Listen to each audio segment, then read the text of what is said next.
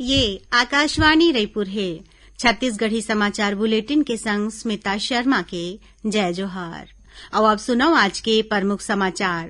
प्रदेश में कक्षा 9वीं ले 12वीं तक के विद्यार्थी मन ला रोजगार ले जुड़े शिक्षा दे जाही।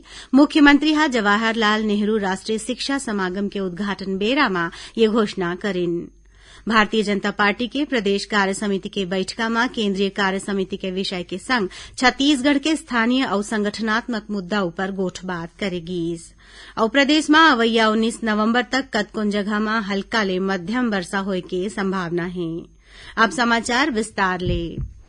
प्रदेश में कक्षा 9वीं ले 12वीं तक के विद्यार्थी मन ला रोजगार ले जुड़े शिक्षा दे जाही, जेखर ले लइका मन अपन पढ़ाई के संगे संग कोनो विशेष विधा में हुनरमंद हो सकें। स्वामी आत्मानंद अंग्रेजी माध्यम स्कूल के जैसे गुणवत्ता वाले शिक्षा दे जाए बर अंतर्राष्ट्रीय मानक के अनुसार स्कूल चलाए जाही। उन्हें 3 बछर ले ज्यादा के लइका मन बर बालवाड़ी चला के ओमन ला पूर्व प्राथमिक शिक्षा दे जाही। मुख्यमंत्री भूपेश बघेल हा आज बाल दिवस के मौका में राखे गे 2 दिन के जवाहरलाल नेहरू राष्ट्रीय शिक्षा समागम के उद्घाटन मौका में छत्तीसगढ़ ला स्कूली शिक्षा के विजन डॉक्यूमेंट 2030 के तहत ये 3 ठन बड़े घोषणा करिन। एकर पहले मुख्यमंत्री हा छत्तीसगढ़ के स्कूल मन में करेगे नवा प्रयोग पर आधारित प्रदर्शनी के अवलोकन करिन। आजादी के अमृत महोत्सव में 20 नवंबर के नई दिल्ली में राखे गए स्वच्छ अमृत महोत्सव में राष्ट्रपति रामनाथ कोविंद रहाले छत्तीसगढ़ ला भारत के स्वच्छतम राज्य के श्रेणी में पुरस्कार दे जाही। केंद्र सरकार डहाले राखे गए स्वच्छता प्रतियोगिता में छत्तीसगढ़ हा ए बखत घलो बाजी मारे है। एकर पहली बछर 2019 और 20 में घलो छत्तीसगढ़ हा एमा आगू रहे है।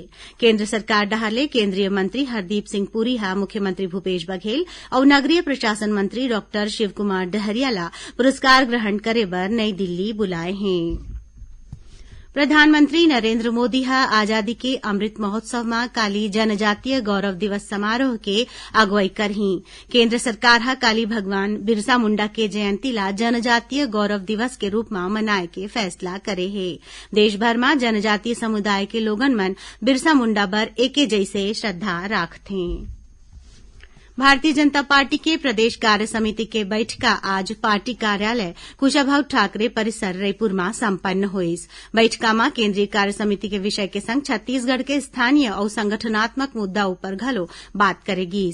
एकर अलावा बैठका में पार्टी के अवैया कार्य योजना ला घलो अंतिम रूप देगी। बैठका में पार्टी के प्रदेश प्रभारी डी पुरंदेश्वरी हा कहिन की केंद्र के भाजपा सरकार हा पाछू 7 बछर में आने विकास योजना ला धरातल में उतारे है। हमन बछर 2014 में सबका साथ सबका विकास और अंत्योदय के लक्ष्य ला लेके आगू बढ़े रहन। एकर बाद ले अभी तक प्रधानमंत्री नरेंद्र मोदी के हरेक योजना समाज के हरेक वर्ग तक विकास ला आगू बढ़ाए के है। मणिपुर में हुए उग्रवादी हमला में शहीद कर्नल विप्लव त्रिपाठी उनकर पत्नी और उनकर बेटा के अंतिम संस्कार काली पूरा राजकीय सम्मान के संग रायगढ़ में करे जाही। काली बिहनिया सेना के हेलीकॉप्टर ले उनकर शव ला जिंदल एयरपोर्ट लाए जाही।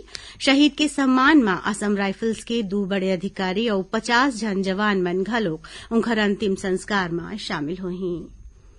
छत्तीसगढ़ के राजनांदगांव जिला ले लगे महाराष्ट्र के गढ़चिरौली में काली सुरक्षा बल के संग होए मुठभेड़ में 26 जन माओवादी मन मारे गिन। एमा 6 जन माई लोगिन मन घलो शामिल हैं। गढ़चिरौली के पुलिस अधीक्षक अंकित गोयल हा बताइन कि 11 कोंडगुल के जंगल में बड़ संख्या में माओवादी मन के होए के सूचना मिले के बाद सुरक्षा बल ला रवाना करे गे रहीस। यही दौरान जवान और माओवादी मन के बीच मुठभेड़ हुईस, जेमा 26 जन माओवादी मन मारे गिन। उनकर मन के शव ला बरामद कर लेगे है, जेमा ले कतकोन हार्डकोर माओवादी हैं और छत्तीसगढ़ के सुकमा और बीजापुर जिला के निवासी हवें। मौका में 5 नग AK-47 राइफल, 9 SLR, 9 12 बोर के बंदूक, 1 इंसास संग्रह 29 टन हथियार और बड़ संख्या में माओवादी जिनिस बरामद करे गे है। छत्तीसगढ़ी समाचार बुलेटिन आप मन आकाशवाणी रायपुर ले सुनत हव। छत्तीसगढ़ के खबर ले है आपकी वास्ता और खबर के विश्वसनीयता ले है हमार वास्ता। आकाशवाणी समाचार रायपुर के प्रादेशिक समाचार बुलेटिन के संगे संग हमार समसामयिक कार्यक्रम आप रेडियो के संग अपन मोबाइल में घलो सुन सकत हव। आकाशवाणी समाचार फेसबुक, ट्विटर और यूट्यूब में घलो हावय। हमार फेसबुक पेज हरे Chhattisgarh news on AIR, Twitter handle CGAIR news और हमार यूट्यूब चैनल हरे छत्तीसगढ़ AIR न्यूज। तो अब रेडियो के संगे संग आपके मोबाइल के माध्यम ले हम आप तक पहुंचत हन। छत्तीसगढ़ के हर खबर बर सुनत रहो आकाशवाणी समाचार।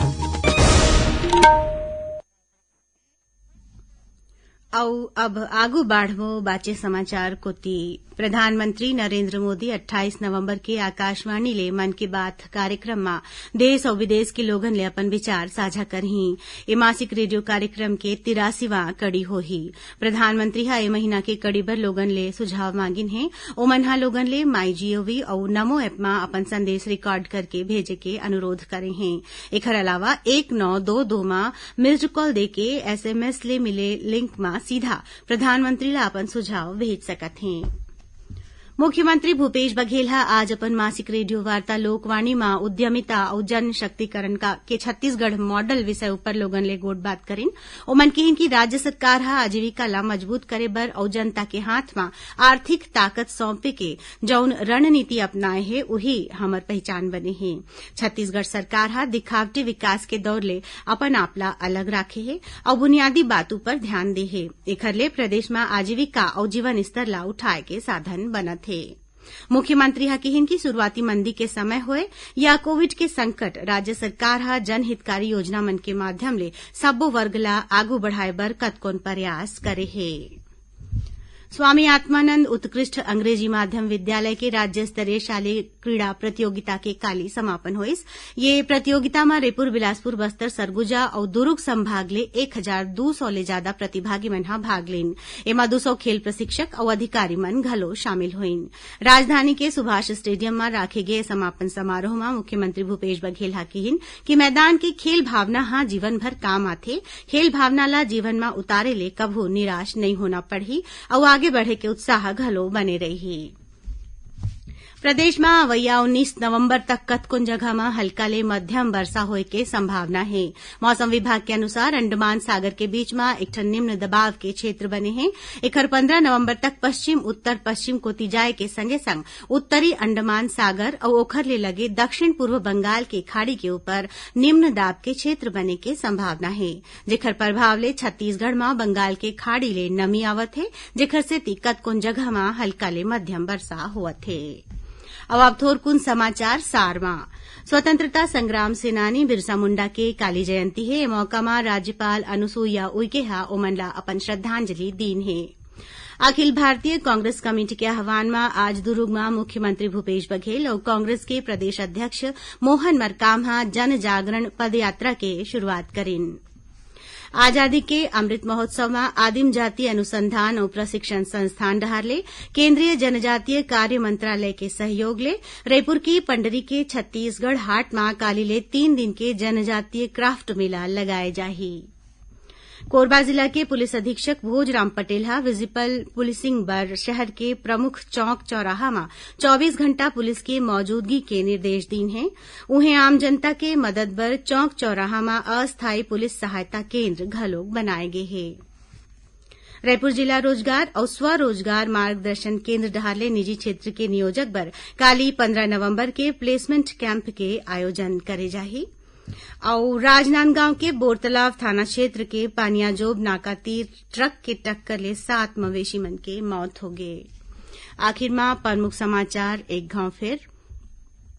प्रदेश में कक्षा 9वीं ले 12वीं तक के विद्यार्थी मन ला रोजगार ले जुड़े शिक्षा दे जाही। मुख्यमंत्री जवाहरलाल नेहरू राष्ट्रीय शिक्षा समागम के उद्घाटन बेरा में ये घोषणा करेन। भारतीय जनता पार्टी के प्रदेश कार्य समिति के बैठका में केंद्रीय कार्य समिति के विषय के संग छत्तीसगढ़ के स्थानीय और संगठनात्मक मुद्दा ऊपर गोठ बात करेगी। और प्रदेश में अवैया 19 नवंबर तक कतकोन जगह में हल्का ले मध्यम वर्षा होए के संभावना है। एकरे संग छत्तीसगढ़ी समाचार बुलेटिन इहे सिरावत है। जय जोहार।